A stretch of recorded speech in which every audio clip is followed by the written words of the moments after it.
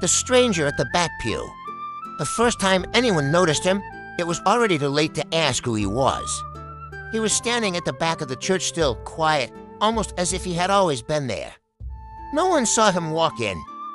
No one heard the doors open. And yet, during Sunday Mass, as the choir's voices faded, a few scattered eyes turned, and there he was. Not distracting. Not demanding attention. Just present. And somehow, that was enough to unsettle everything. Act 1, the struggling parish saint. Michael's parish had not always felt so tired. Years ago, the pews filled quickly. Families arrived early, children restless but alive, laughter echoing. But now the space felt larger than it was. Empty pews stretched like silent witnesses to something lost. Father Adrian noticed it most. He stood at the altar, faithful and steady, but with a quiet ache. His homilies were thoughtful, prepared. But lately, he wondered, were they reaching anyone at all? He didn't doubt God. But he did wonder if people had stopped listening. In the third row sat Margaret. She came every Sunday. Always the same place. Always alone. 3 months ago, she buried her husband. Something had changed. She prayed, yes. She knelt, she responded, she received. But her eyes were empty. The words passed through her like wind. She no longer expected to feel anything. Toward the back, leaning against a pew, was Daniel. 20-to-dot restless. Uncertain why he still came. He told himself it was habit. Or maybe guilt. Or maybe just fear of letting go completely. But if he was honest, he hadn't really believed in a long time. He watched everything with quiet skepticism, the prayers, the rituals, the silence. It all felt distant, and so the parish continued faithful on the surface, but underneath, something fragile was cracking. Until that morning. Act 2, the stranger appears. The stranger didn't look remarkable. Simple clothes. No sign of wealth or status. His face was calm, though not expressionless. Attentiveness in his eyes as if listening. He didn't move much during the Mass.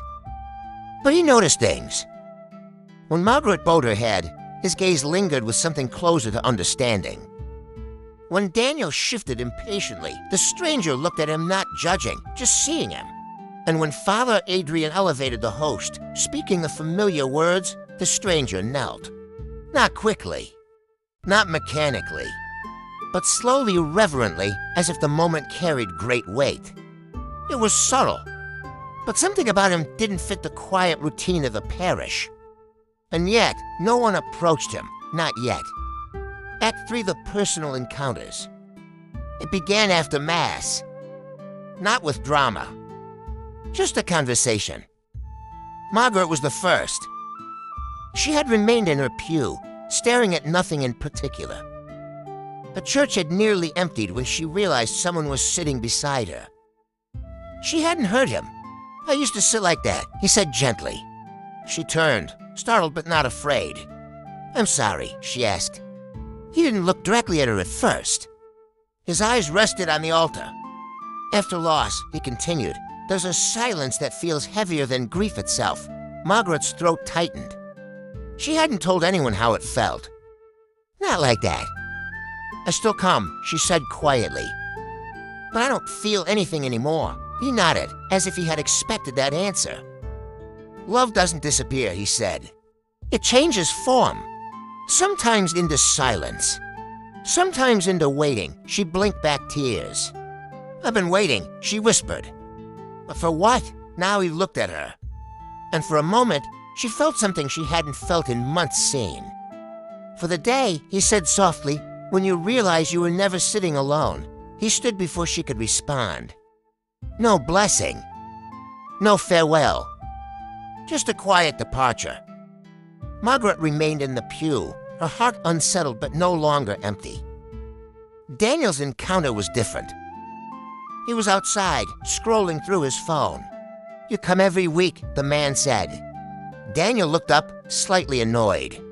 And yet you stand as if you're ready to leave, Daniel scoffed. Look, he hesitated. I don't really buy all of this. The stranger didn't argue.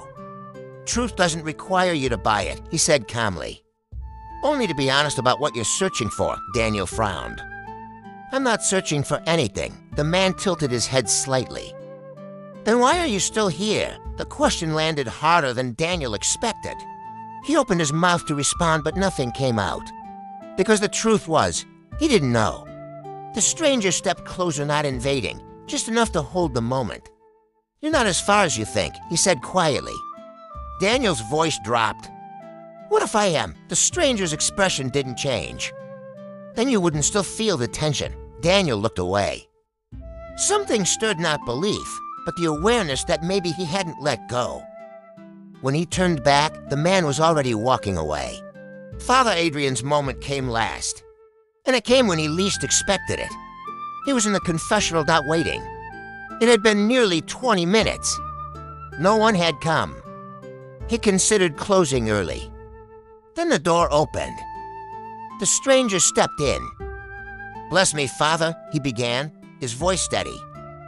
Father Adrian listened. The confession was simple. Not dramatic. Not shocking. But there was something unusual about it.